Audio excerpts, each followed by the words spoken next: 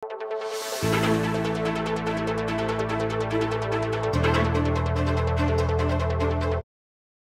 yang ngeni ing open letter a pinost na king social media ning metong a netizen tungkol king malalyaring pamanabat da kanu. Reng tricycle driver keng barangay Miningangelen City kareng motor taxi riders. Abasaya king post ati ng mayigit 900 shares ing experience na ning netizen.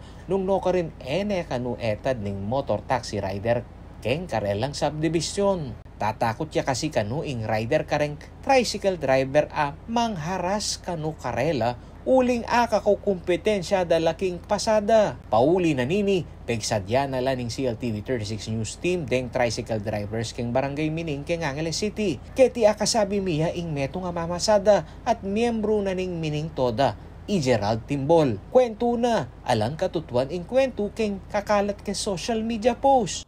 Ako tuloy sir, alagi pong abatang kining grab kini kasi lang po balo nung grab lo o nano kasi ala na po maka-uniforme Makami lang pong abatan. Lang po balo Dapot agpangkang Timbol, tutong migaga nakala ka ring single a motor taxi ama masada mo naman king karelang ruta. Mituran kami kasi lalo na nung makapila kami sir, kaya kung nandala, maano kayo pong manakitang sir. Nung sagi ala kasi yung metong nga pasero sir, nung sagi ang gano'n, ala na kayong makakarapat Gano'n kanya saging paseros Kaya po mga tingin gano'n may ngini.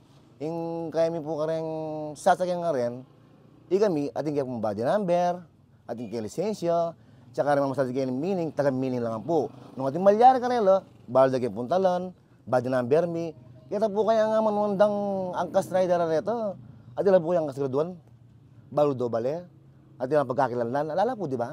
Sibukan ming mag-download king mobile app ame banggit king viral post keti personal ming ikit na emo food delivery ing karelang bibing serbisyo nune pati taxi o angkas services. Samantala agpangking pamuntok ning Business Permit and Licensing Division o BPLD ning Angeles City Government ay Rico Romero alalang permit ang mag-operate ang timong motor taxi dening rider uling food delivery services mukano ing aprobado king karelang operasyon king syudad king malagwang salita kolorum lakano reni at malyaring makompromiso ing safety dareng karelang pasaheros.